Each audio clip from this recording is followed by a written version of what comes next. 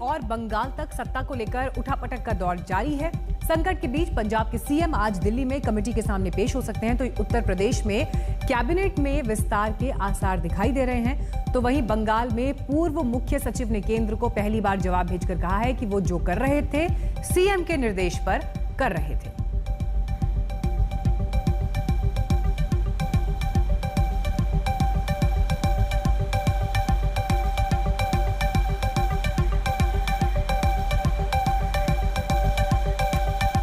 UP से बड़ी खबर है, अगले 1 से 2 हफ्ते में योगी कैबिनेट में फेरबदल हो सकता है। विधानसभा चुनाव के मद्देनजर कैबिनेट में कुछ नए चेहरों को जगह दी जा सकती है। इसके अलावा पार्टी योगी आदित्यनाथ की अगुवाई में ही चुनाव में उतरेगी। प्रदेश अध्यक्ष बदलने की अटकलों पर भी विराम लग गया है।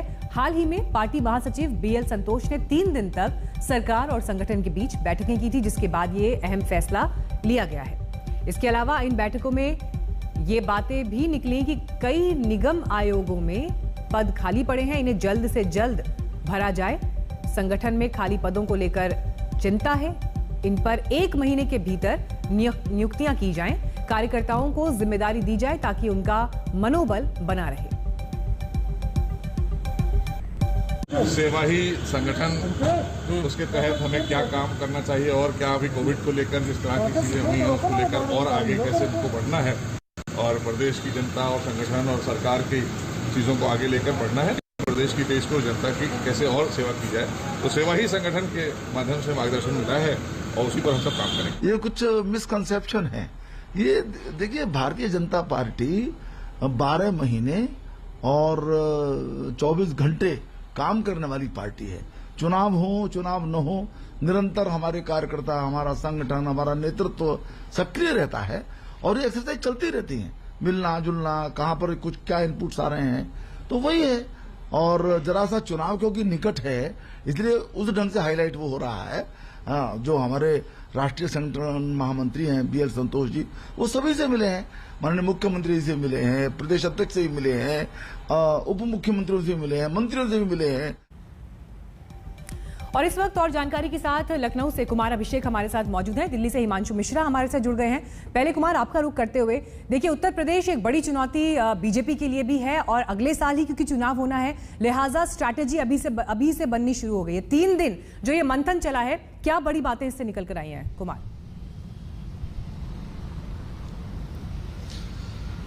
देखिए मीनाक्षी, सूत्रों से जो खबर आ चुकी है कि प्रदेश अध्यक्ष पद पर कोई बदलाव नहीं होगा। ये बात 2 दिन पहले केशव मौर्य जब मिलकर निकले तो उन्होंने ये बात कही थी कि प्रदेश अध्यक्ष के नेतृत्व में ही चुनाव में जाएंगे। एक बात और साफ है कि जो अटकलें मुख्यमंत्री को लेकर लगाई जा रही थी वो बिल्कुल बेबुनियाद थी।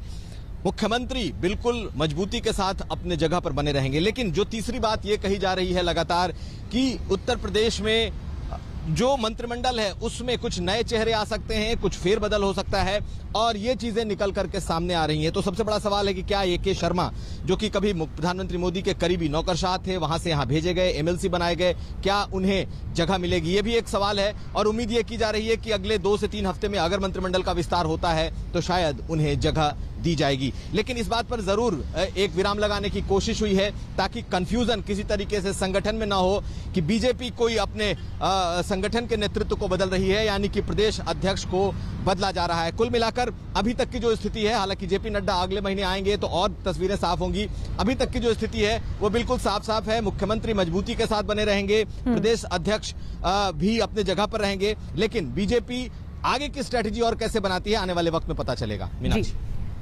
हिमांशु भी हमारे साथ दिल्ली से मौजूद है। हिमांशु, देखिए पश्चिम बंगाल हारने के बाद उत्तर प्रदेश को लेकर एक कदम सोची समझी रणनीति के तहत आगे बढ़ाया जा रहा है और अगले साल जो चुनाव होने हैं, बड़ा संदेश तो उत्तर प्रदेश से 2024 के लिए भी निकल कर जाएगा और इसीलिए ये सारी कवायद भी हो रही है। देखिए, बिल्कुल बड़ा संदेश 2024 के चुनाव से पहले उत्तर प्रदेश से होकर जाएगा, क्योंकि उत्तर प्रदेश एक ऐसा प्रदेश है जो बहुत बड़ी कह सकते हैं कि बीजेपी अगर यहां पर दोबारा से अपनी सरकार बनाती है तो एक बड़ा संदेश जाएगा। क्योंकि कोविड काल में जिस तरीके से कहा जाए कि सरकार को लेकर विपक्ष की तरफ से सवाल उठाए गए और योगी सरकार के ऊपर ज्यादा सवाल उठाए गए विपक्ष की तरफ से। अभिषेक भी जानते हैं कि पिछले 1 महीने के अंदर योगी जो है प्रदेश के जो मुख्यमंत्री हैं वो जिले जिले जा रहे हैं, ये कहा जा सकता है कि कोविड की समीक्षाएं बैठक तो कर ही रहे हैं, साथ ही साथ वो अपना चुनावी कैंपेन भी कर रहे हैं, क्योंकि वो ये जानते हैं कि उनके पास चुनाव के लिए बहुत ज्यादा वक्त नहीं है। और इसीलिए जिस तरीके से पार्टी के नेतृत्व के अंदर कई सवाल खड़े हो गए थे पार्टी के नेताओं के ही द्वारा, योगी की लीडरशिप को लेकर, सरकार के कामकाज को लेकर, संगठन का और सरकार के बीच में कोऑर्डिनेशन नहीं था, उसको लेकर दत्तात्रेय होस बोले, जो सर कार्यवाह हैं, आरएसएस में नंबर 2 की पोजीशन पे होते हैं, जनरल सेक्रेटरी हैं, वो खुद आए थे, उन्होंने फीडबैक लिया, आरएसएस का फीडबैक, उसके बाद बीजेपी के नेताओं का फीडबैक लिया और फिर बीजेपी को ब्रीफ किया गया। पंजाब कांग्रेस में चल रहे सियासी ड्रामे में आज बड़ा दिन है। आज सीएम अमरिंदर सिंह दिल्ली में पार्टी पैनल से मुलाकात करने वाले हैं। इससे पहले प्रदेश अध्यक्ष और नवजोत सिंह सिद्धू समेत करीब 2 दर्जन विधायक पैनल से मिल चुके हैं। बागियों ने अपनी ही सरकार पर जनता से वादा खिलाफी के संगीन आरोप मढ़े हैं। चुनाव से पहले पार्टी में स्फूट को लेकर आलाकमान ने 3 नेताओं का एक पैनल बनाया, जो सोमवार से बागी नेताओं से बातचीत कर रहा है। अमरिंदर सिंह के दिल्ली आने से पहले कल आप के 3 विधायक कांग्रेस में शामिल हो गए। माना जा रहा है कि बगावत के बीच कैप्टन अपनी ताकत बढ़ाने की पूरी जुगत में है। जब सरकार का ध्यान जनता की जान बचाने के लिए हो, ये कांग्रेसी आपस की सत्ता की लड़ाई लड़ रहे हैं। अभी 1.5 साल से हम कोरोना से पीड़ित चल रहे हैं और 1.5 साल के अंदर कांग्रेस सरकार ने कोई भी ऐसा कदम नहीं उठाया जिससे जनता वहाँ की कोरोना से बच सके। लेकिन अंदरूनी लड़ाई है और ये लड़ाई कोई इनकी खास लड़ाई नहीं है। लड़ाई इनकी 85% वाली है। जो राजीव गांधी कहा करते थे 85% नीचे जाता है, 15% जाता है, 85% खा जाते हैं। ये लड़ाइयाँ वो सारी लड़ाइयाँ हैं। ये भी कभी कोई एमएलए है वहाँ पे, जिसे कहते हैं ना, जिसका कोई गोत्र नहीं उसका कशाल गोत्र, जिसके पास कोई एक एमएलए नहीं, वो बहुमत की बात कर रहे हैं, वो हमें चैलेंज दे रहे हैं। भैया पहले वो बताएं कि उनके पास क्या है, उनके पास कहने का राइट क्या है। और मैं कह रहा हूं कि कांग्रेस पार्टी बिल्कुल हेल्दी है। कांग्रेस पार्टी के सब एक प्लेटफार्म पे हैं और कांग्रेस पार्टी के खिलाफ कोई जा नहीं सकता। कांग्रेस पार्टी यूनाइट है और कांग्रेस पार्टी में कोई ऐसी बात नहीं है, ये विचारों की कुछ लड़ाई होती है। वेरका साहब ज्यादातर विधायक कैप्टन अमरिंदर सिंह की कप्तानी के खिलाफ उतरे या सूत्रा दे वाले तो खबर आ रही, बहुत सारे विधायक। भाई कोई ऐसी गल नहीं है, ये तो सिर्फ भाई सुजेशन सब लोग दे रहे हैं, खिलाफ नहीं बोल रहे। और अब खबर बंगाल के घमासान की। पूर्व मुख्य सचिव अल्पन बंदोपाध्याय को केंद्र सरकार ने कारण बताओ नोटिस भेजा था, जिसका जवाब भी उन्होंने दे दिया है। सूत्रों का दावा है कि खुद पर उठ रहे तमाम सवालों की जिम्मेदारी उन्होंने सीधे मुख्यमंत्री ममता बनर्जी पर डाल दी। मुख्य सचिव की हैसियत से उनसे पूछा गया था कि वो प्रधानमंत्री की बैठक में देर से क्यों पहुंचे।